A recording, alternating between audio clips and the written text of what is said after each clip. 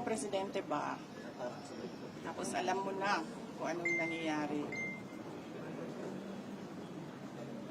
Tapos nakikita mo na based on the budget kung paano binaboy yung pera ng bayan.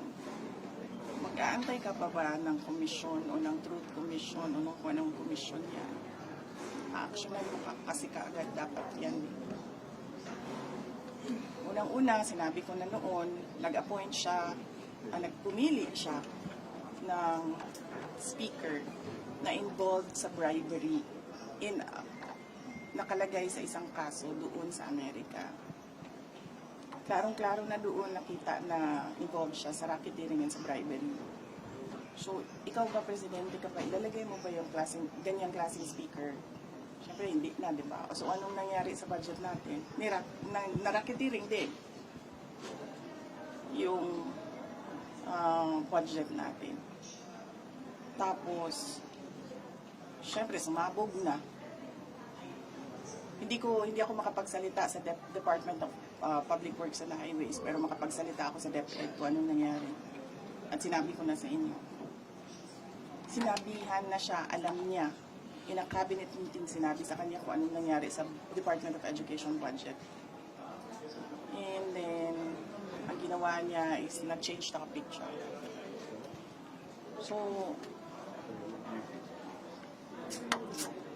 anong pa bang komisyon, anong truth commission, anong investigative body pa ang kailangan mo? Nandyan na yung budget, nakikita natin kung paano siya kinuha.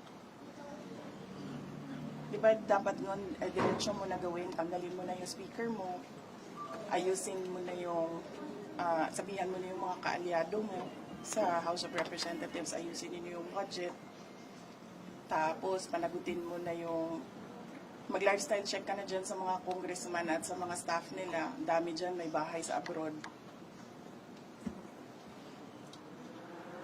Diba? Ma'am? Masyado siyang hindi niya alam kung anong gagawin at masyado siyang mabagal gumalaw. Nagmamadali ang Pilipinas eh. Pero alam niya lahat, ma'am.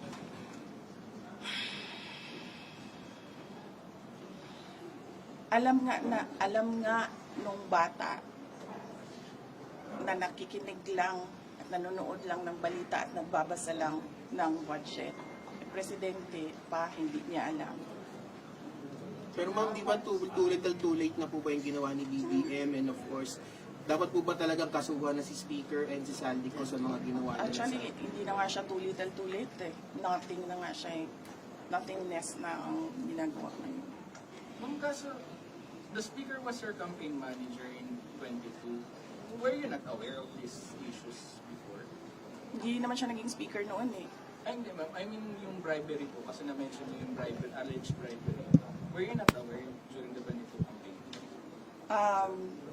I do not remember the exact time kung kailan ko nalaman yung case doon sa United States kung saan nabanggit yung pangalan niya sa pagtatanggap ng bribery for the cases that were filed here in the Philippines.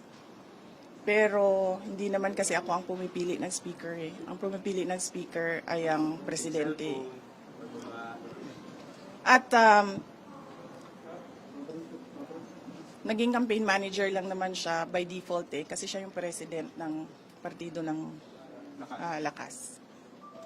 Ma'am, yung Any more questions? po sa Senate, ma'am. Senate po, ma'am. Sa Na naman? Hindi naman tapos-tapos yan.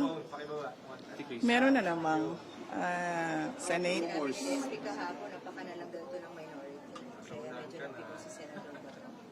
Karoon talagang heated argument yesterday. Hindi ko rin sinusundan kung anong nangyayari sa Senate. Pero nandun ako bukas, sabihan niyo yung mga kaibigan niya sa Senate. Hindi for budgeteering. Meron lang akong bibisitahin na senador. Ay, hindi ko pala banggitin yun kasi baka tumagal ako doon. Mamadali ako. May isa lang. Aimee? Hindi si Senator Aimee. Senator Aimee, katext ko yan araw-araw. Hindi si Senator Robin. Magkikita kami sa rally sa Japan. May rally kami doon. Ay, tuloy yun, ma'am, yung 20 at 21. Thank you, ma'am.